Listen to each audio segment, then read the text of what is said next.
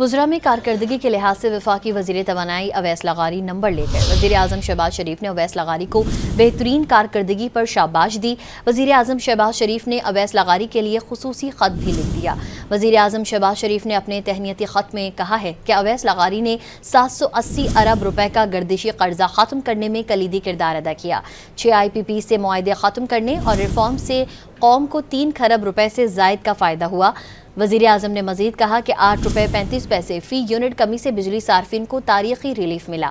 उम्मीद है कि अवैस लगारी और उनकी टीम मज़ीद अच्छा काम करेगी। अवैस लगारी ने 780 अरब रुपए का गर्दिशी कर्जा ख़त्म करने में कलीदी किरदार अदा किया।